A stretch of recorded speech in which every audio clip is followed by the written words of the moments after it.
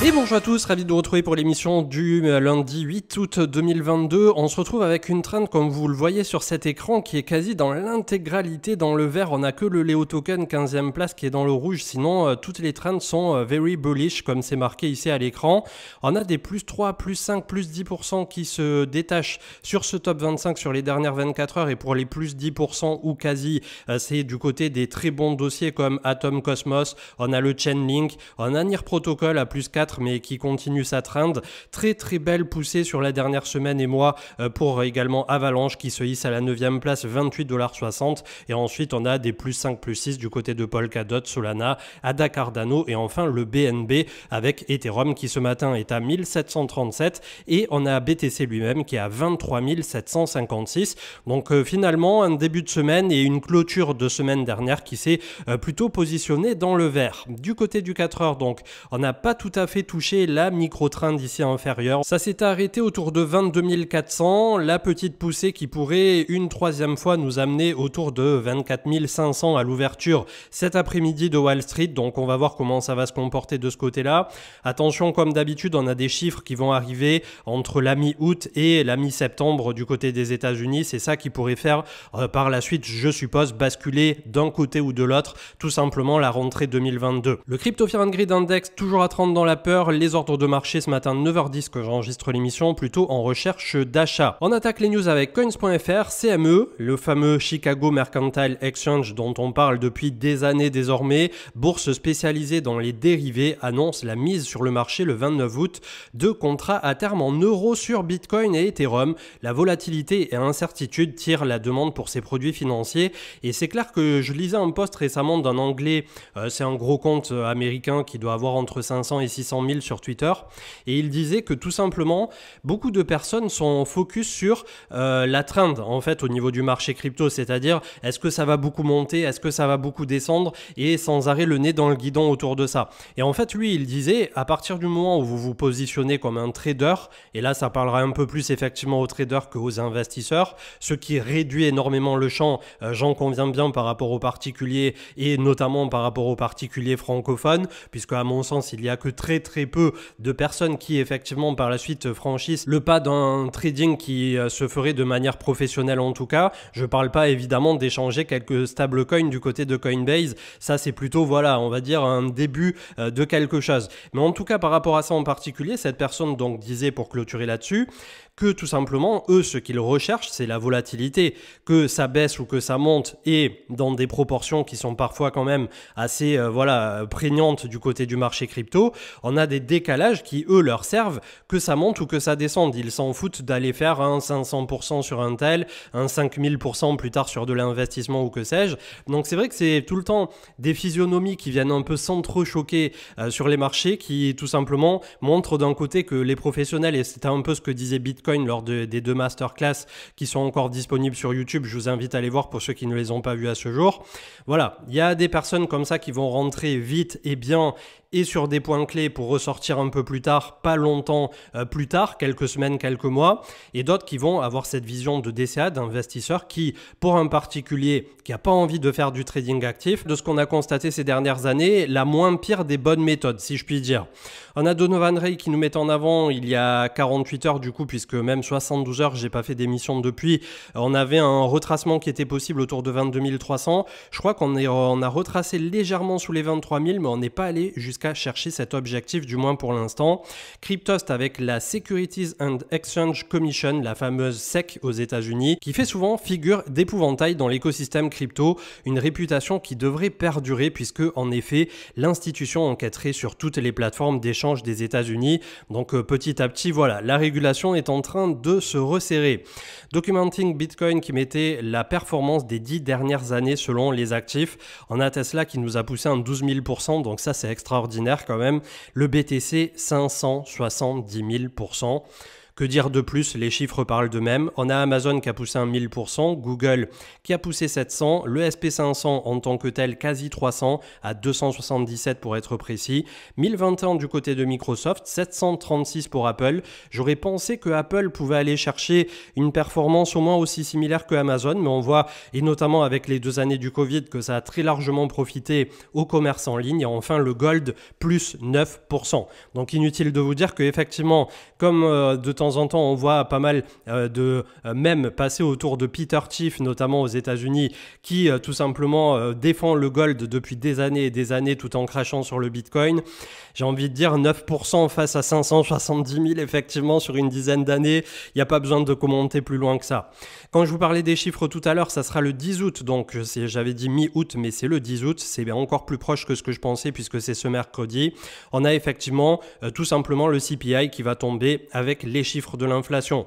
Le forecast, c'est-à-dire les prédictions des analystes, le consensus est à 8,7 pendant que précédemment il était à 9,1. On va voir ce qu'il va en advenir de ce côté-là puisqu'il faut absolument que le pic d'inflation soit désormais ou du moins d'ici la rentrée derrière nous pour continuer de calmer les marchés et avoir un dollar qui continuerait de retracer pour permettre aux cryptos et aux actions de poursuivre ce rebond qu'ils ont entamé depuis quelques temps. Et attention, là aussi, nous sommes dans une période d'incertitude avant la rentrée.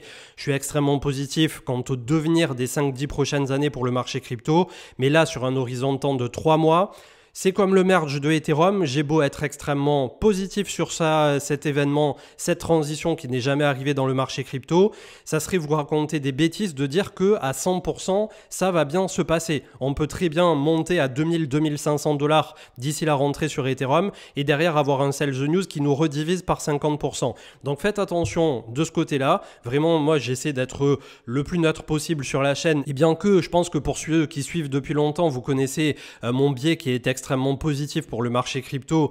Certains qualifieront de permabull alors que personnellement j'ai pas spécialement l'impression d'essayer de vendre des pilules ou quoi que ce soit. Je laisse ça à Manu le lundi. D'ailleurs ce soir normalement je crois qu'on aura le retour de Manu en plus de Marc.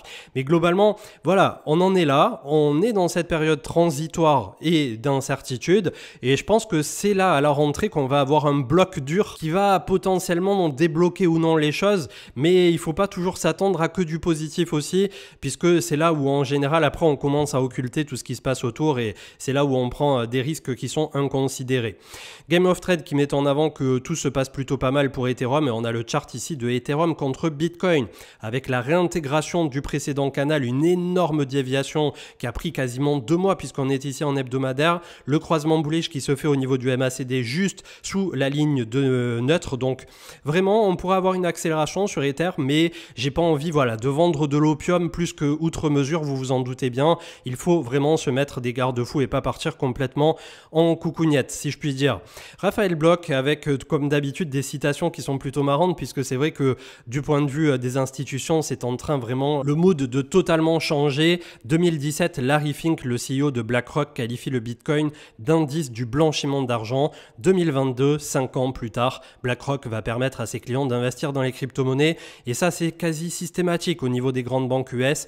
Vous pourrez le voir partout et à chaque fois. Voilà, on a des banques qui étaient extrêmement dubitatives il y a quelques années de ça, quand il y avait eu notamment la bulle ICO de 2017 avec les particuliers.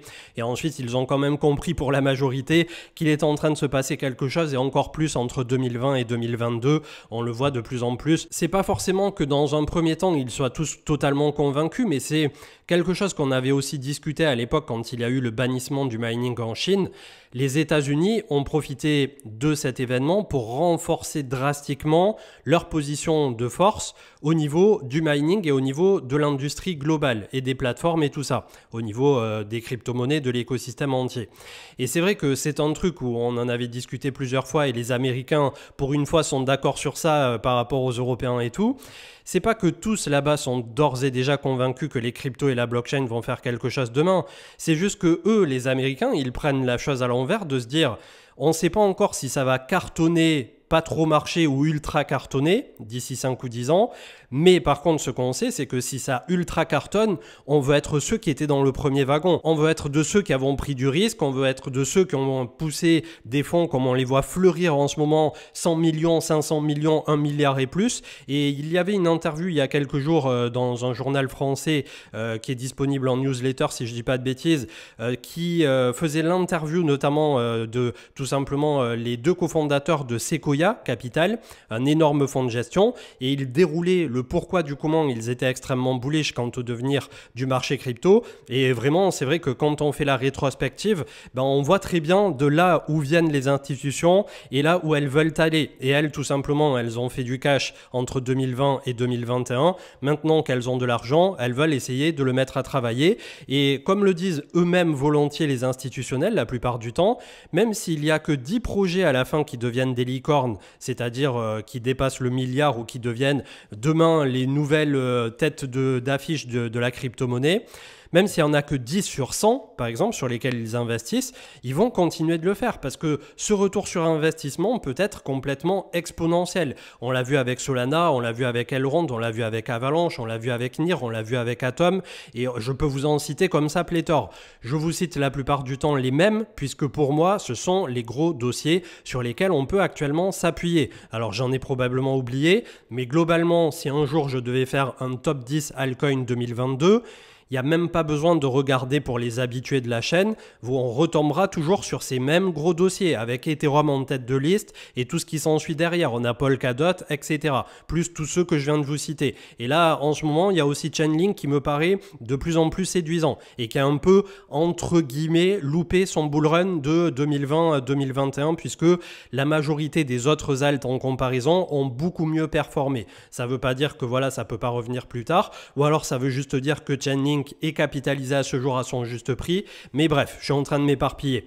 On avait Nuno Okor, donc qui est le fondateur de Utrust et qui derrière l'a vendu, ou du moins je pense qu'il a toujours des parts, j'ai pas suivi précisément comment se sont passées la répartition autour de Elrond. Donc Utrust qui est désormais complètement imbriqué dans Elrond, dans la galaxie, et il mettait ici donc l'enregistrement aux États-Unis après 18 mois de travail par rapport à la marque en particulier, ce qui devrait leur permettre sur le sol américain désormais de proposer la solution. C'est un marché énorme qui est en train de s'ouvrir.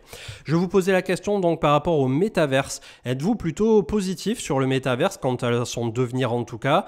Tout ce qui est, on va dire, voilà, réalité virtuelle, réalité augmentée, ou à contrario, pensez-vous que c'est de la totale bêtise et que on ne viendra jamais à un scénario, en tout cas l'humanité à grande échelle, autour d'un Ready Player One? Pour ceux qui n'ont pas vu ce film, n'hésitez pas à aller le découvrir.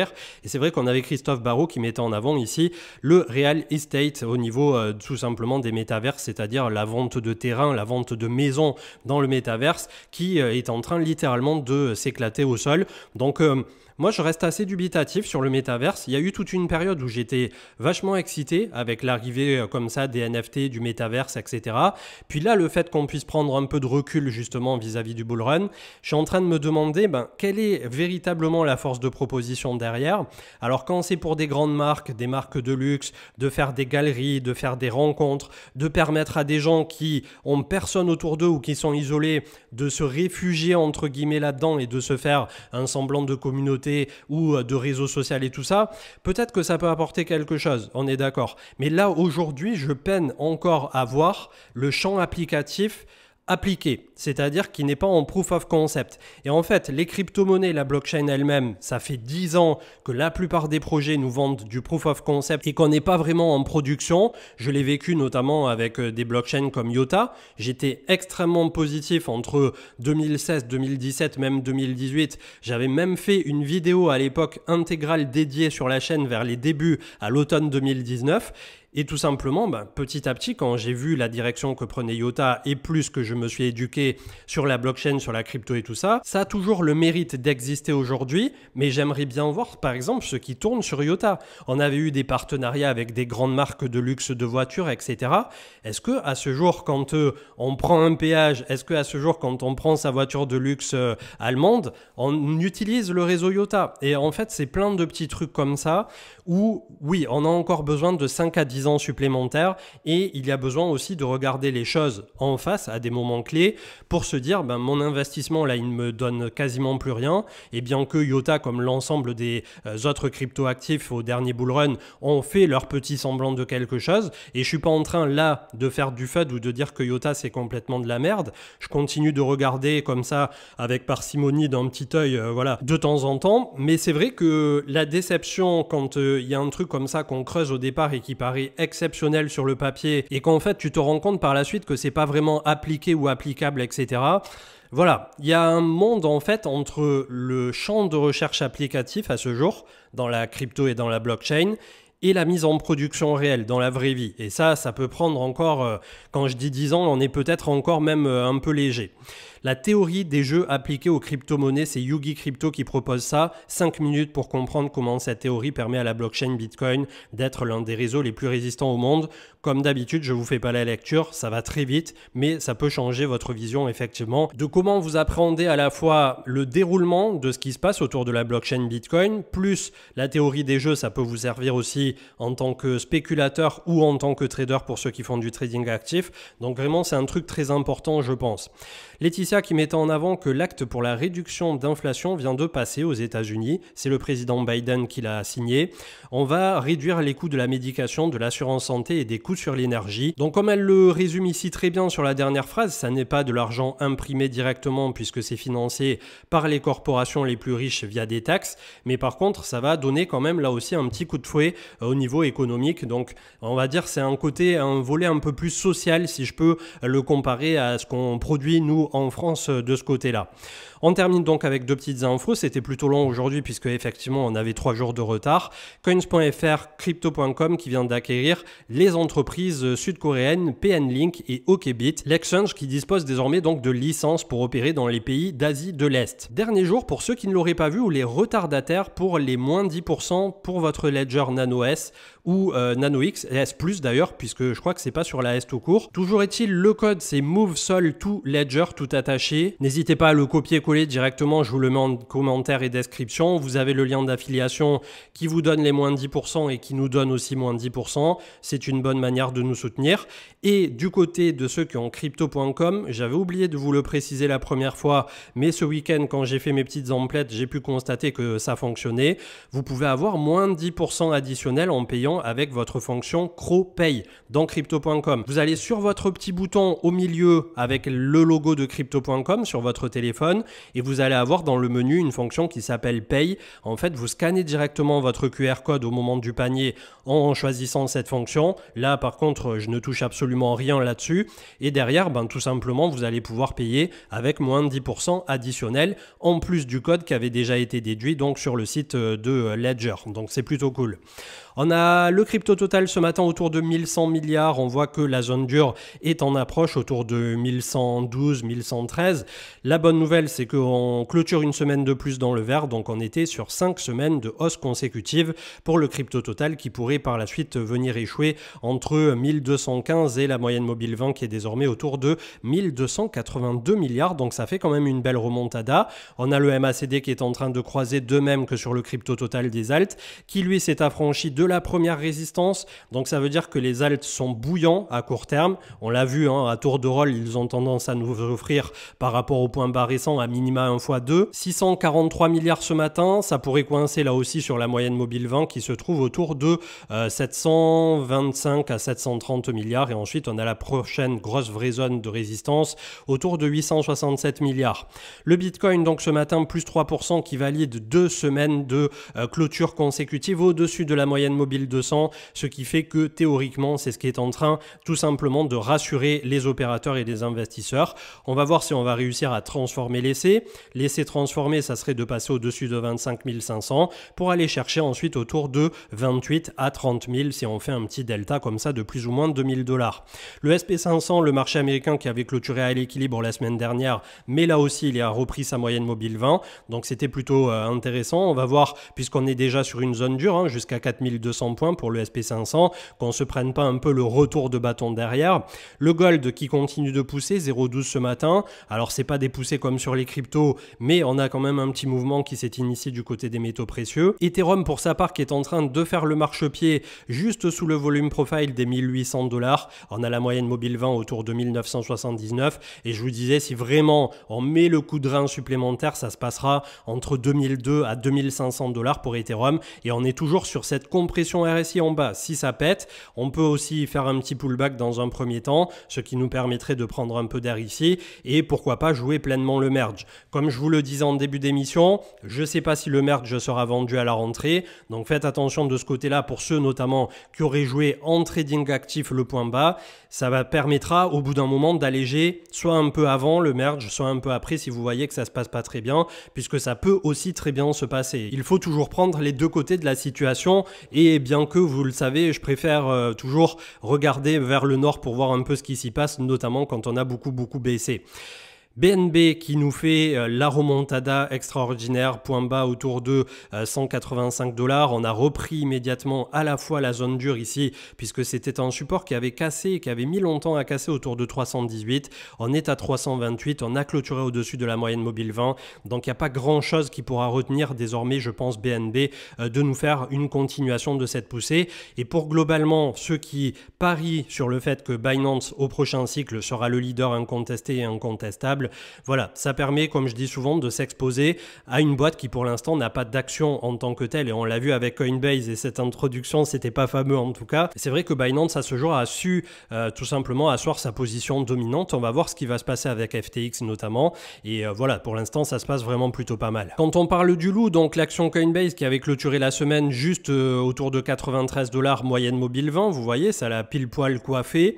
On va voir comment ça va se passer au début de cette semaine, mais en tout cas, on voit qu'on est désormais sur des volumes qui sont ascendants. Donc si on avait fait abstraction du news flow négatif, tout ça pour venir chercher 53 $ et créer artificiellement un dip la semaine juste avant la révélation de BlackRock autour de 53 $, donc ça faisait quand même en moins d'une semaine un x2 bien tassé du côté de Coin.